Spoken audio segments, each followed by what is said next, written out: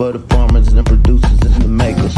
What we even here for? Occasionally I ask it. I know it's more than struggling, anticipating the casket. Reap what we sow, I'm trying to fill up my basket. Life's a plantation, I self-law and master. Over the plot I've been granted on this planet. Now it's slanted, cause the chosen been supplanted. But if you overstand it, it was spoken. Fractured, but we ain't broken. Even though some would rather play the role of token, we growing.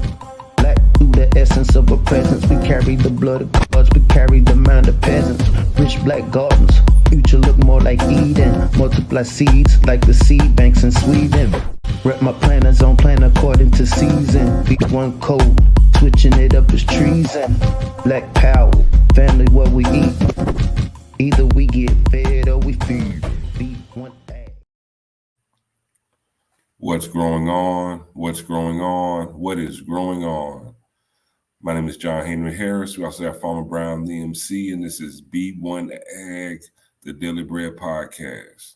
Here at B1 Ag, we focus on agriculture production as it pertains to economics, health, food, nutrition, production, and education, all for the Black family and for the Black community. Welcome Black to the garden. Now, we've been talking a lot about the supply chain disruptions and the food shortages on our program. These are, very important issues that affects the quality of food that we get and also the amount of food that is available. Now, when we throw in inflation, which is the rising prices and cost of food, along with these supply chain disruptions, it becomes very apparent how, scarcity is going to drive up the prices of this food. However, the supply chain disruption, just apart from the shipping containers sitting in the ports, most people don't think about the food spoilage and how that contributes to the amount of food that is not available for us to eat. And here today, we're going to talk about that food spoilage and also another unintended problem that comes with that food spoilage, which is the bugs that become invasive in the food or produced from the spoiling food. So today we're going to really focus and talk about bugging out. Insects making the food and supply chain problems worse. From Brown. Let's talk about it, bro. First, I'd just like to say peace to the B1 family. Hope everybody's doing well. So according to the USDA, FDA regulators inspected less than 2% of the food shipments that were imported to the U.S. The FDA, Food Drug Administration, this is who's in charge of making sure everything that we're consuming is fit for human consumption, inspected less than 2% of the food shipments that were imported to the U.S. When we think about food imports, and so here at B1 Ag, we like to be codified.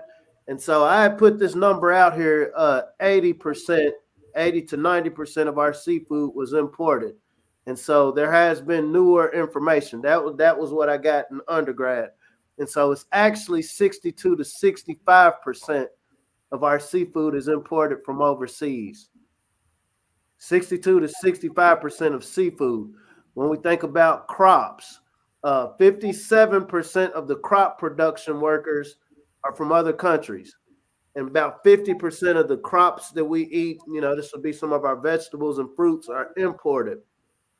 Saying that to say, when we're talking about bugging out, when we're thinking about the shipping supply disruptions, stagnancy allows for these bugs, the scientific term insects, to grow. What does this mean for our food security, family? I look forward to deep diving into this discussion.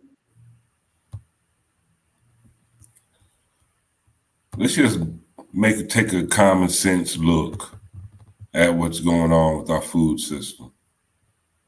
We have all these shipping containers that are stuck at the ports, piled up in these shipping containers. there are agricultural products as well. Now, think about if you have like these type of containers in your refrigerator. Eventually, those products will spoil. They will turn bad, as they are in these plastic containers. You can see the green mold and mildew starting to grow. For fresher products, the shelf life is even shorter. Like look at these bananas, that are beginning to rot. And those will produce fruit flies and other bugs.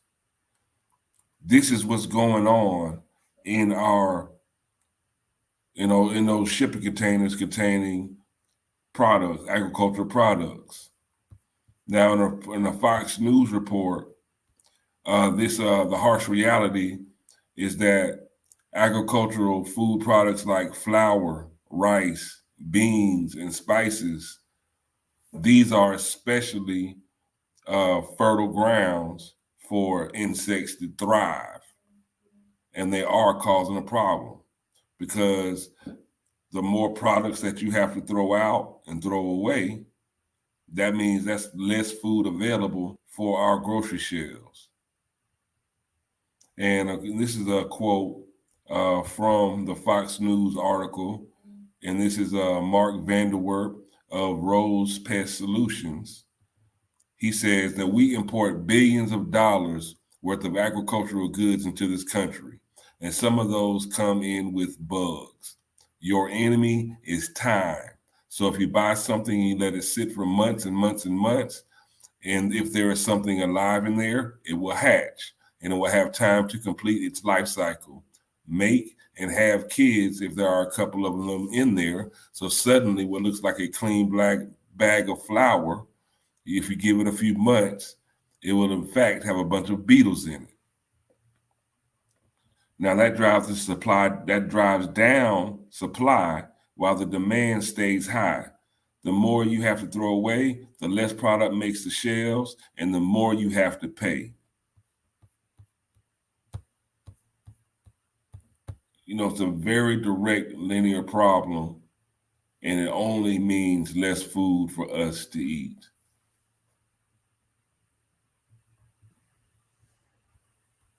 We all have to eat. When we think about the UN, so there are a lot of initiatives in place now to incorporate insects into our food supply. What do you think about that? I'm not eating no bugs, bro. I mean, I'm not eating no bugs, bro. Only way I'm eating bugs if it's just like, that's real, like there's nothing else to eat. But what we do know, and what the USDA also knows and is now pushing, is small scale, localized food production to achieve food security. There are a lot of initiatives that they're pushing forward to strengthen up localized food production. And if the USDA is pushing for localized food production to counter these shipping disruption problems, then we as the people, we need to take note and do the same thing and start producing our own food. And we need a lot of us to do it. Start with your family, but each family, hopefully that will spread from family to family to community to region, because we need this shipping container problem has been going on for a year. And it seems to still continue to be a problem because there aren't enough workers to ship the containers, and the demand is increasingly growing, especially during these holiday seasons. This is from your FDA. So bug particles allowed in food for every 1/4 cup of cornmeal, for example, the FDA allows an average of one or more whole insects, 2 or more rodent hairs, and 50 or more insect fragments, or 1 or more fragments of rodent dung or feces. This is allowed. Now, okay, we get it. You're growing these crops, you put them on these shipping containers. They're on here for weeks at a time, months at a time. We're in the crisis that we're in now as far as this shipping disruption. And you only have less than 2% of these receptacles are actually being checked. Absolutely. I'm glad you brought that point up because, bro, before we were starting this conversation, they say follow the science, but science is saying this bug looks like George Bush, so we'll call this the George Bush beetle. This bug looks like a worm, so we'll call it, so we're not really getting scientific classifications of what these insects actually are. There are broader implications. They say we are, you are what you eat. Absolutely. We think, not to get biblical, but we can't avoid it. We think about these plagues. Why do we find ourselves in a situation where 65% of our food is getting imported in from around the world when we're surrounded by arable land to where we can produce our food? We know every single one of us has to eat. But yet, when it comes to melanated people, only 1.4% of us are classified as primary operators. When we start to break it down into the urban communities, when we're more condensed as a people, obviously a lot of us aren't just getting up raising our own food. So this is why we try to blow the trumpet. This is why we try to beat the drum. Hey, y'all, we need to get into food production. Peace, Sister Sinclair. And so, here at B1 Ag, we try not to throw shade, right? We try to be codified. We try to look at, instead of what somebody is doing to us or not doing for us, what can we do for ourselves? Over the last year and a half, we've been told that the FDA, follow the science. If this is going to be approved for human consumption, once the FDA gives its seal of approval, this is good to go. It's as good as gold. And so, like I said, when you think about something like food, and, once again, we're kind of being abstract now, but I want the imagination to come in. When we're thinking about food, less than 2% of the food that's coming from elsewhere is being checked. I think there's a statistic. I don't know if I have it in front of me. There's 8,600 food quality inspectors in North America, and this is meat quality, and about 6,300 inspection factories. And this is just with meat. Some of these factories literally get tens of thousands of tons of meat today to inspect. And so if I'm checking all of them, if I have all of my workers inspecting the meat, who do I have inspecting the grains? Who do I have inspecting the actual plants? Who do I have inspecting all of these shipping containers that just keep getting clogged up on all of these ports, on all of the coastlines? And so you can see how this last year, this pandemic has affected these. And so do we now have more people working these ports, or more people taken out of this equation, maybe because of their aversion to certain mandates? And so I hope the family's understanding what we're saying. We're trying to be respectful of the platforms that we've been fortunate to bring our content to. But a lot of these things, they're not isolated situations, and they all go together for food security. We understand that the communities we come from many times, most of the times, are negatively affected by all of these disruptions. This is why we continuously promote healthyblackfood.com, amongst others. And this concept is understanding, okay, since I can't depend on the FDA to tell me what's quality, maybe I need to know from a seed what good food is supposed to look like, what organic, natural food is supposed to look like. It's one thing, okay, I see this food once I get it off the shelf at the store. It's one thing, okay, I see this food once I get it from a market. But there's nothing like knowing what the whole process looks like, to where as a consumer, I know if I'm getting something good or if I'm getting squacked.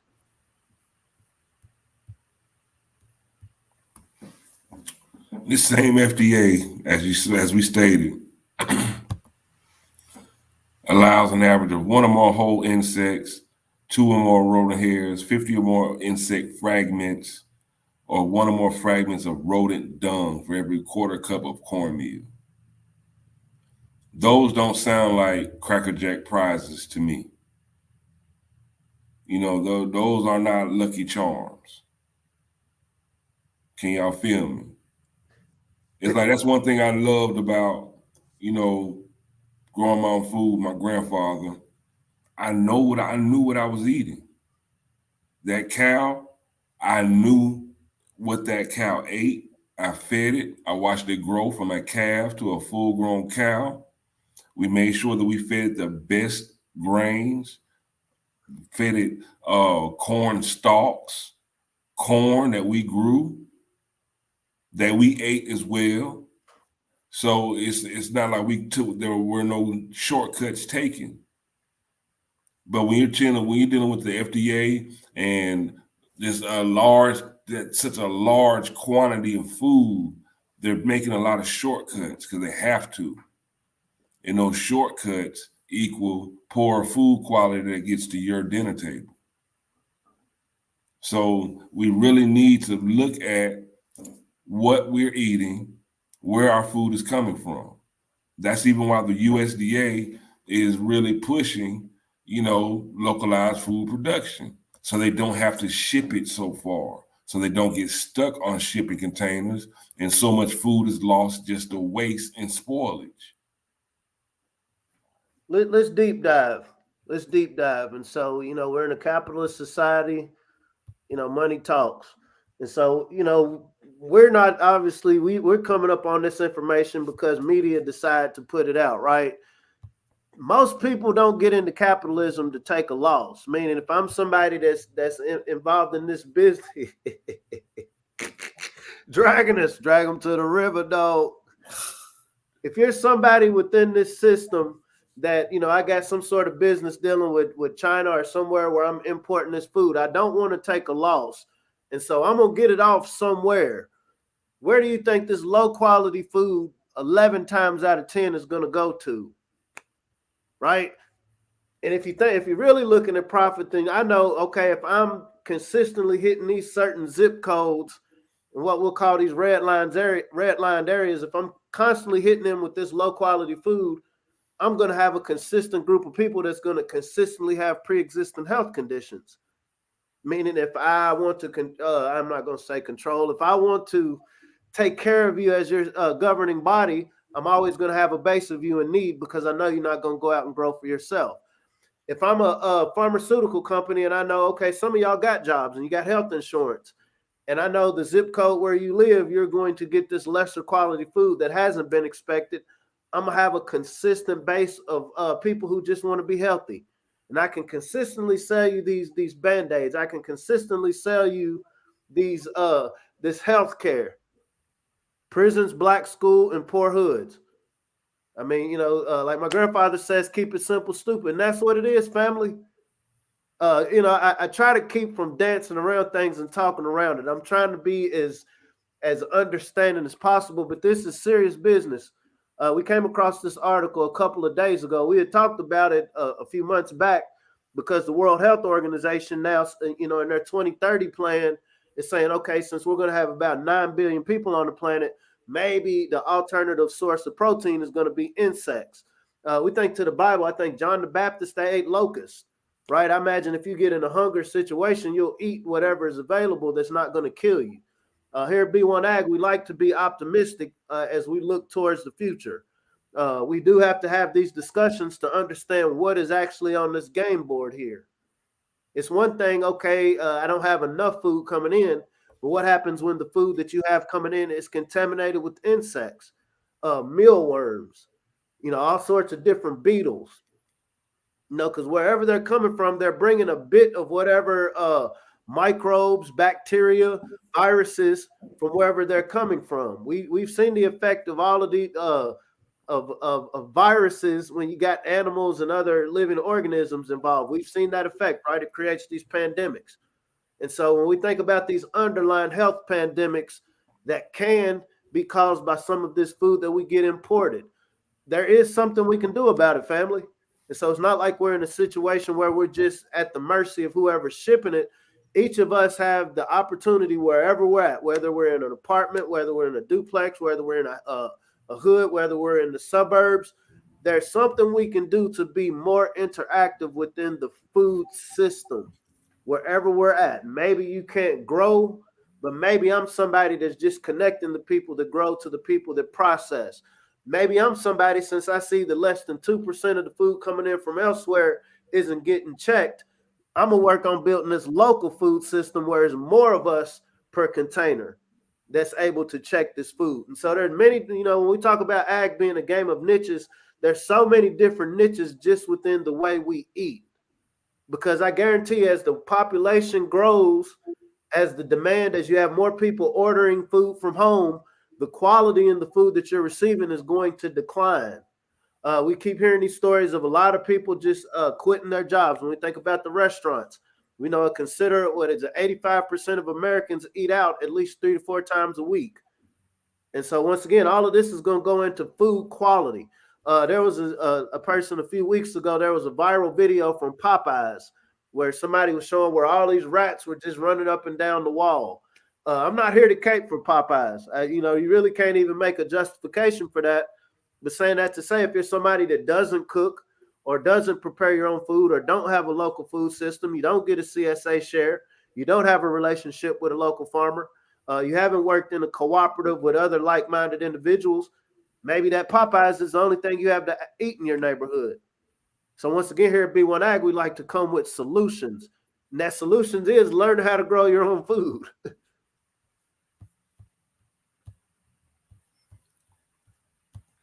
Just some illustrations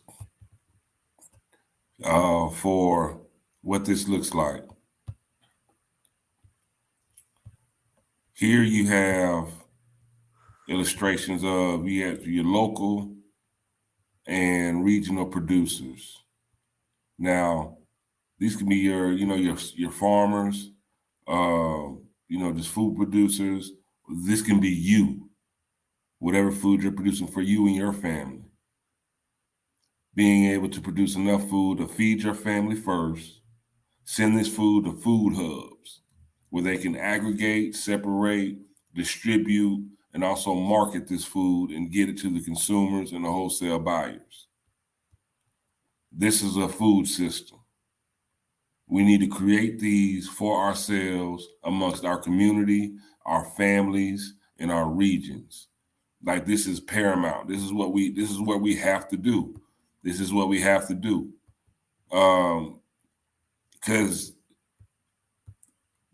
again, I'm not a proponent of eating rat feces. I'm not a proponent of eating insects in my cornbread. Whether it's in the cities, growing on top of buildings, if that's in the hood, and these are rundown hoods, turning those into food production centers.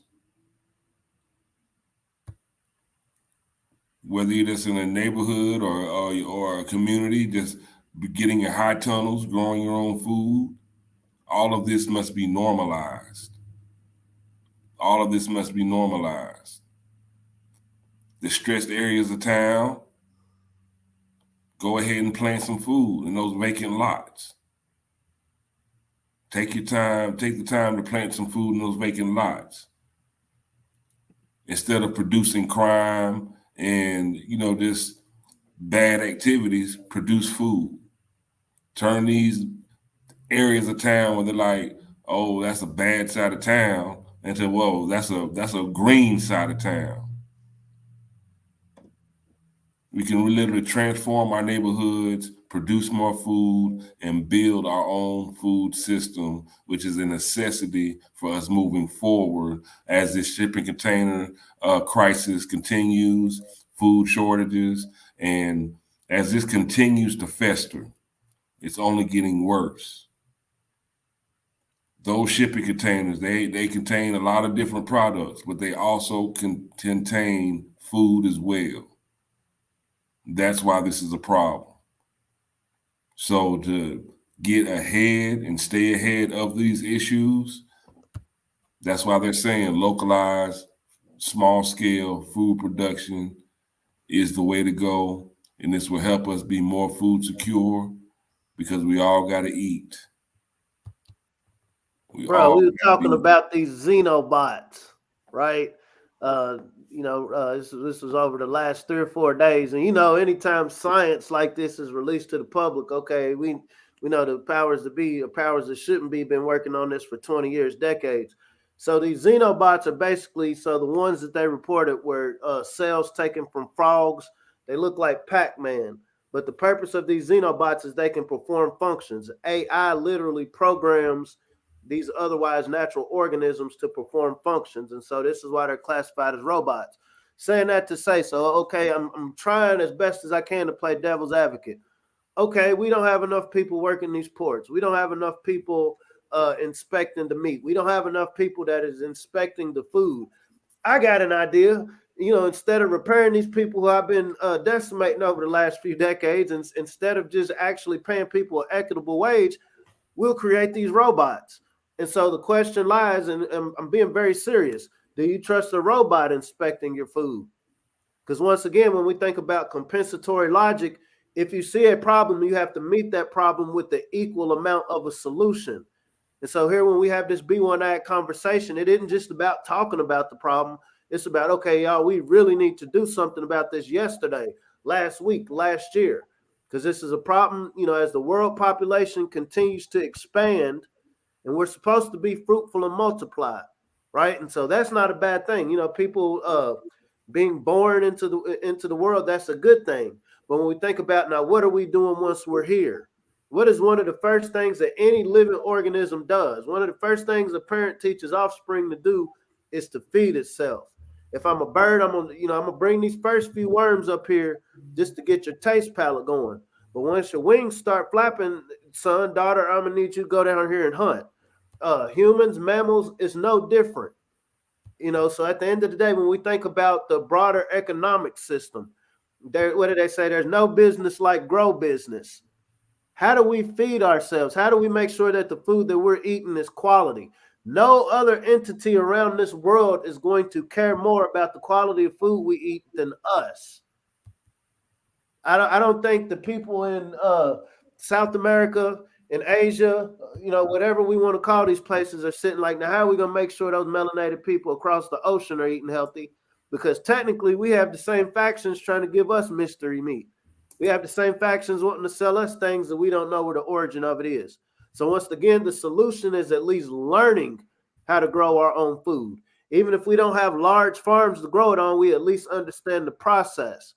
And what is it? As above, so below. What I understand it took for this one seed in this pot in my window that I started in 2022, I now know who to look for. I know the products that grow well in the region where I'm at.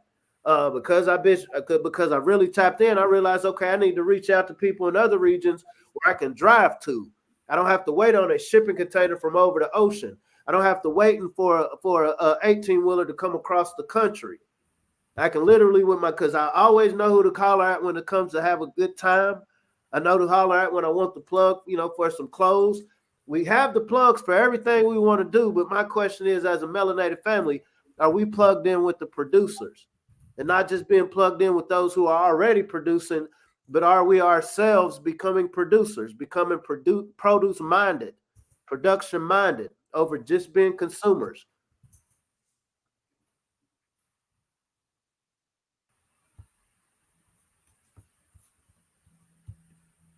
It's very important, y'all, because we all have to eat.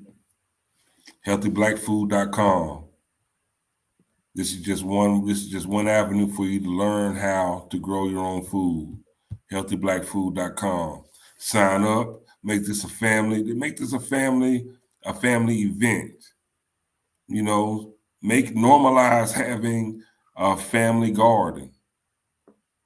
Normalize y'all, harvesting this food, growing this food together, harvesting this food together, and eating together as a family. This should be normal. This should be everyday activity, not necessarily just ordering food from Grubhub or your restaurants or going through the drive-through, but actually growing your own food and eating it together. That's security. That's power. There was a brother reached out, homestead in the hood, and he asked the question, do I have to pay money, or do I have to get an invite to be involved in this organization? B1 Ag isn't an organization, right? B1 Ag is an idea. B1 Ag is this concept, it's Black first agriculture. We think about feeding ourselves first. We want to get so good at this activity of producing food that we're not only able to feed ourselves, but in whatever this world turns into, if it's all digital currency, whatever it turns into, we're good. We know how to feed ourselves, which is a natural need. And we have a surplus to sell within our communities, within our regions, around the world. So to answer that question, brother, no, this isn't just an organization you got to pay money for, right? Like there's so much more wealth to be gained from sharing information. If you have information, if you have a skill set wherever you're at, we encourage you, reach out to us at b1aghiphop@gmail.com. The whole purpose of this is to have the discussion. You know, you can probably tell I like talking, but I love listening. I would much rather listen than to talk. Our goal here, like I said, is to blow the trumpet. Hey, this is a very serious conversation we want to have with people, not just where we live at. I'm in Kentucky. You're in South Georgia. We got some people in New York, California, Texas. We need to have these conversations. You know, it's great to have these conversations in the chat, but once again, reach out. Let's have broader conversations. Let's really identify some strategies that can be employed wherever we're at. You know, unfortunately, we're in a world where there's a lot of exploitation. You know, the way we make our money, to be very transparent, we do like to sell our class, healthyblackfood.com. Very modest, right? But once again, it's this concept of let me not trip over somebody else trying to get to this bag. You know, both him, John Henry and myself, okay, we're into marketing. We're into academics. We understand statistics. We understand communications. So there lies our niche. Let us not try to play middleman between somebody who's producing. More so, how do we take what we're good at and add that to somebody who's producing? How do we then meet people who are into community emergency preparedness? How do we take this into people who are in the military that understand logistics, understand how strategy works? How do we take this into people who understand real estate, who understand investing, and have this broader conversation? This is what this is all about, family. We have solutions. We have solutions and we have choices. But all of this starts with this seed of understanding, okay, we need to feed ourselves. When we have these stories, when we bring these stories to the family, it isn't to be in this distressed mindset like, oh my gosh, what can I do? It's like, no, hey, y'all, this is what's going on. We're not making this up. This isn't tinfoil. This isn't conspiracy theory.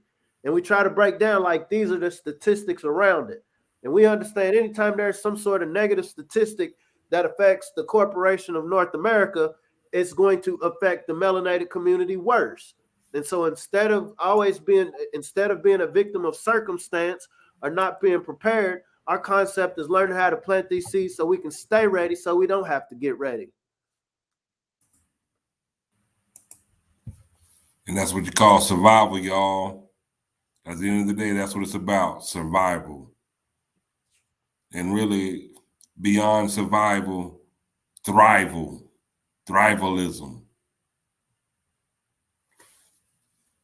And one way we're trying to survive in this digital space is we have to fight against that algorithm. We got to fight against this algorithm by pushing the Black algorithm.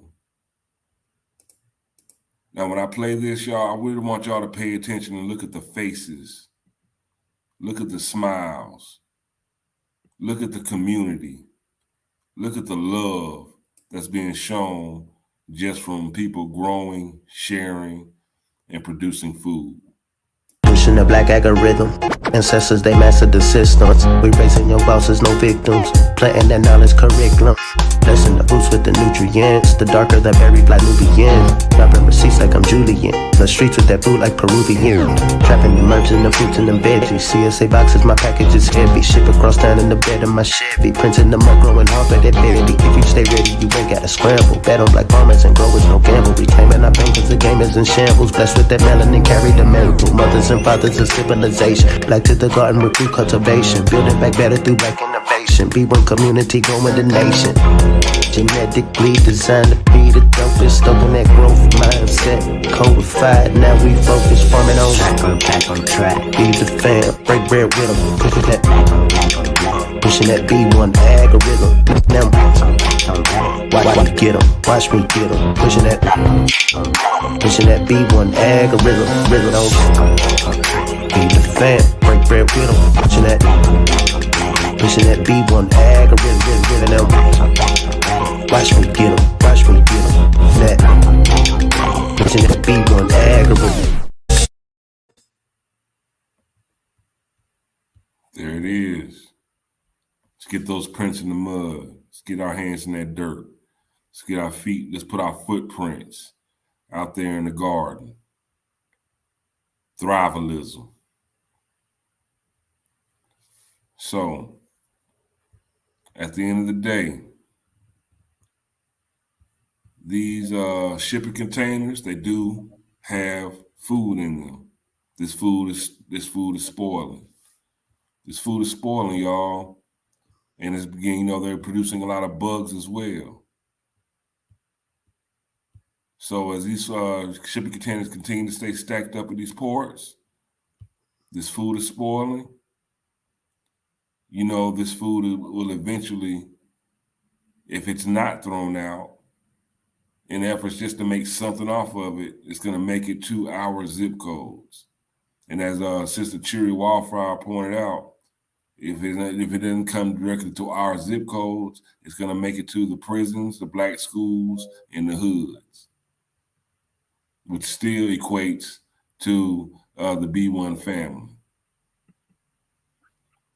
And we want to make sure that we're eating the best foods as possible, because that's not, again, it's about more than surviving. We're talking about thriving.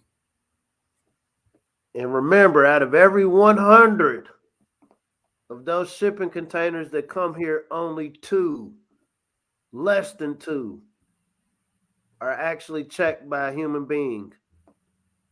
For every 100 shipping containers imported to the U.S., to one of these ports, less than 2 are actually inspected. Meaning when a truck does come by to pick it up and take it to where it's going, you do your scanning, you're going to get what's on that shipping container. The way to ward against that, only 2 of those. I want the family to contextualize this. Only 2 of those out of every 100 actually get checked. And we're in an age where mandates are making a lot of essential workers decide they're not going to go to work. And so that means there's more work on the people who are still at work.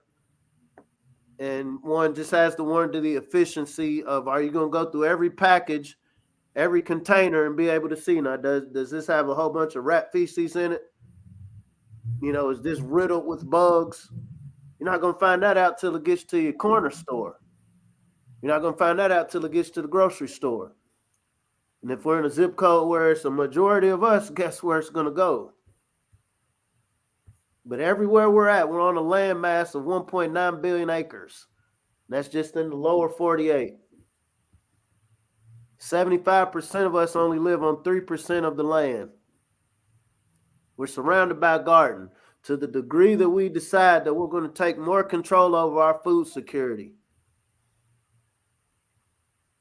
Absolutely. Everything ties together. It seems like an abstract conversation, right? We've been so diverted from how intertwined our food system is. And like I said, it was our ancestors that made the most sustainable food system. They got so good at it, the people around the world wanted to enslave our ancestors.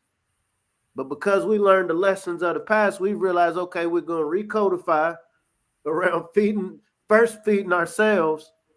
Then with our surplus, we'll feed people who want to buy this perfectly produced produce, this perfectly raised meat, that we know every bit of what went into it. We didn't spray it down with chemicals that's going to make it have these horrible effects on your body. We put that black magic into it. We make it a good, healthy product that feeds us first, and we take our surplus and sell it. So once again, the brother said thrivalism. We're about thrivalism, and it starts with the seed.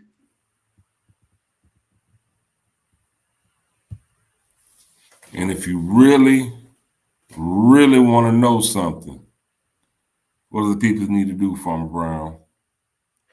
If you really want to know something, let's plant that seed of intent and learn how to grow something. It's the beginning of the week. Let's run through this week, y'all. I'm talking about let's hit the truck stick and just forge through this Monday and make this whole week productive, full of love, and I'll see you at the harvest, y'all. It's John Henry Harris. We have Farmer Brown MC. This is B1 Ag Daily Bread Podcast. See you soon. Peace.